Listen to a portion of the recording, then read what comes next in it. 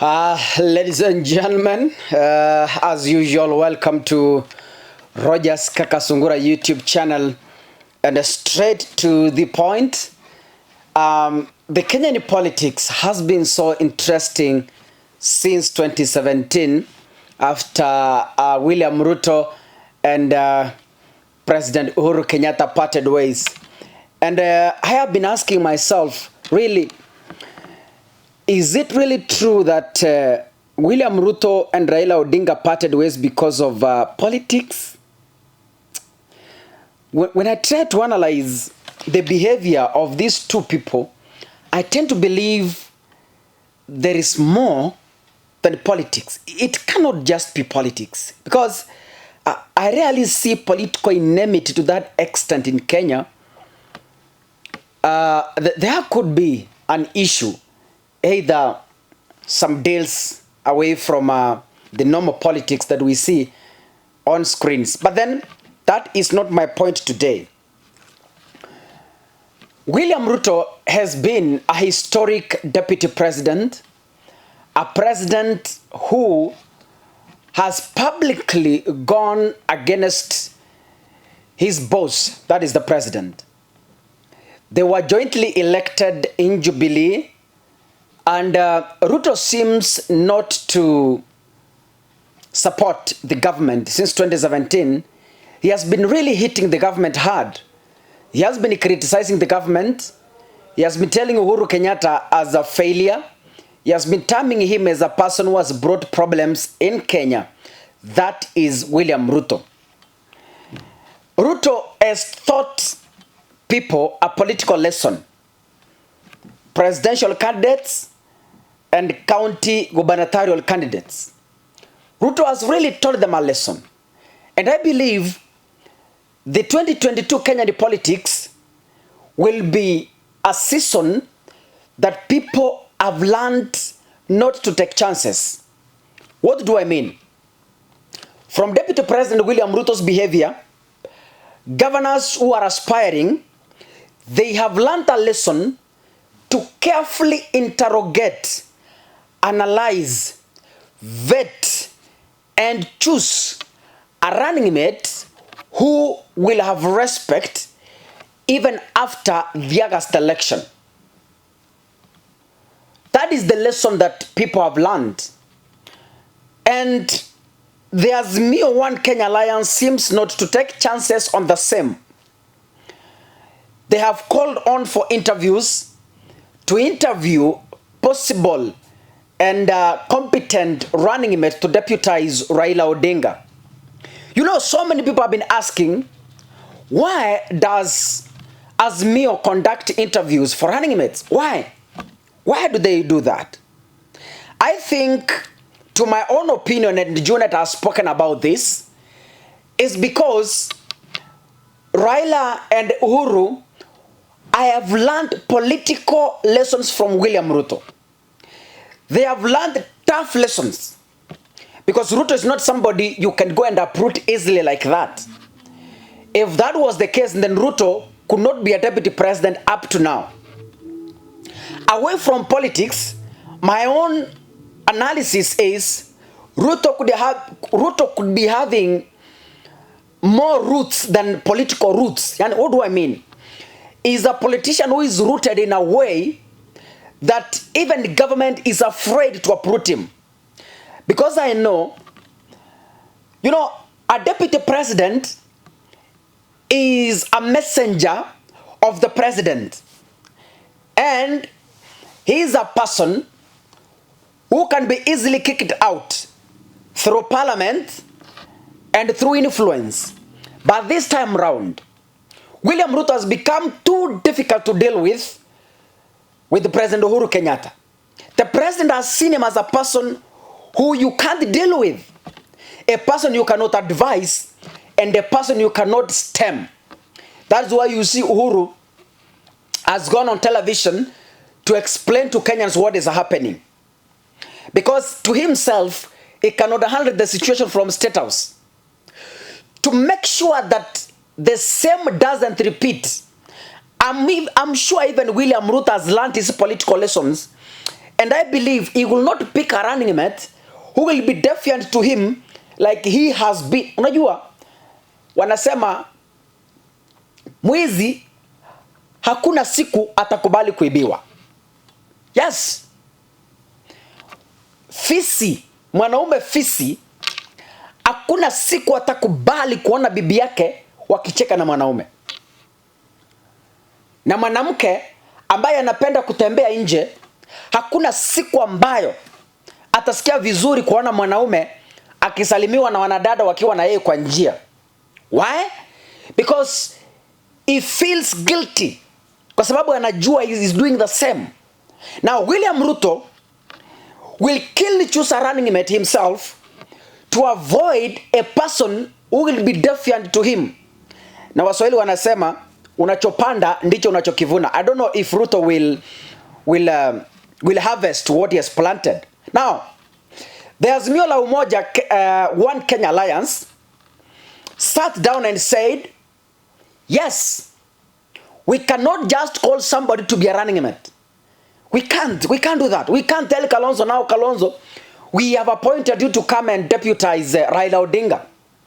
They cannot tell Mother Karua that Mother Karua now come and deputize Raila Odinga, just like that. They have laid down mechanisms to screen, vet, and make sure that whoever is going to deputize Raila Odinga is a humble person, is a respectable person, and a person who is able to take instructions from the boss. That is why Azimio want to subject their running mates into an interview, into a screening panel. And the competent candidates, you see them. One is Kalonzo Musyoka, who is of course competent because of his political profile. Two is Mother Karua, also because of her political profile. I think in the Azimio One Kenya Alliance, to me, from my assessment, the two are only qualified. You saw Joho saying he's also qualified to deputize Raila Odinga. I don't know. But then up to now, we haven't seen signs and symptoms on who the Azimio la Umoja One Kenya Alliance will appoint. But then from the look of things, Raila Odinga might be interested in Mother Karua as compared to Kalonzo Musyoka. I don't know why Raila doesn't want Kalonzo Musyoka. I can't tell. Kalonzo Musyoka is a person they have grown together in politics, a person they have done together in coalitions, a person they have gone out to seek votes together.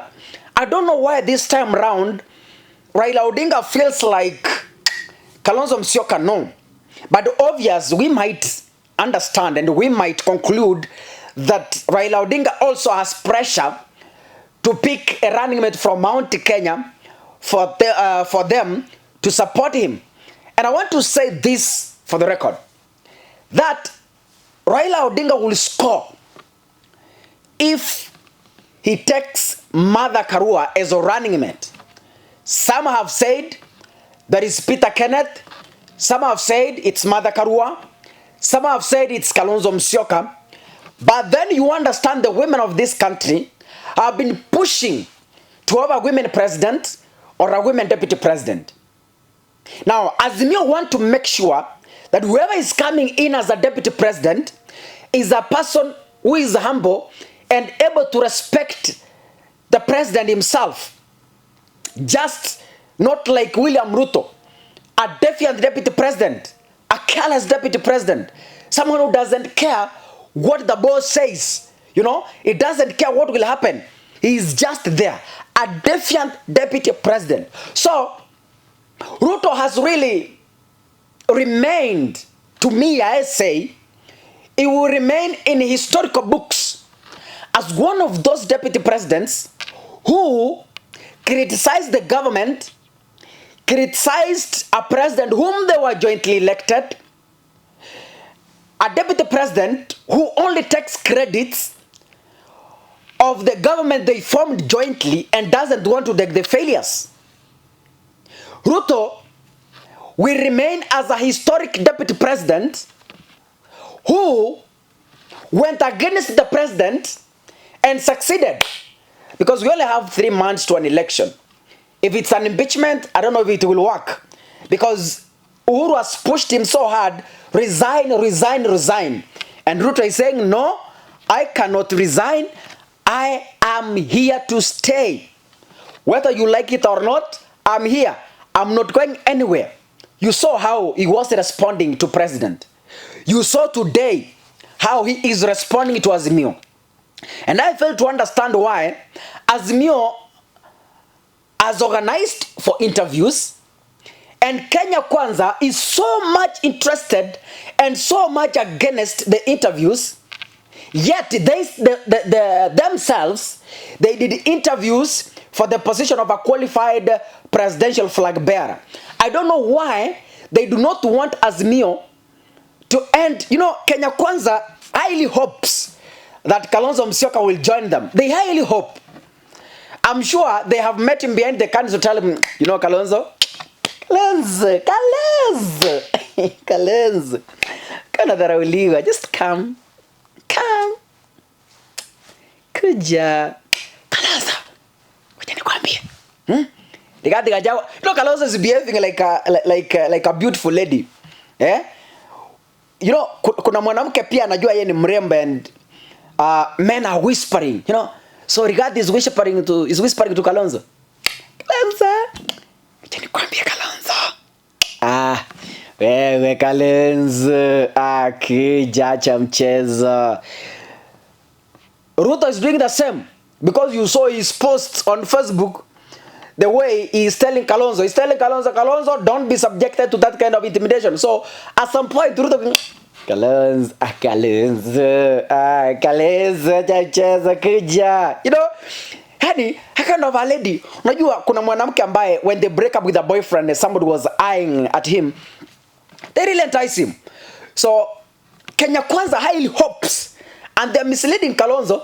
They are highly misleading, because okay, Kalonzo akienda sasa Kenya Kwanza atapewa nini? He cannot be a deputy president for William Ruto. Hawezi. Hata Musalia Mudavadi hawezi kuwa running mate. He can't. Even Wetangula, he can't. So for Ruto to crack this, he also must have a running mate from Central. For Raila Odinga also to crack this, he must have a running mate from Central.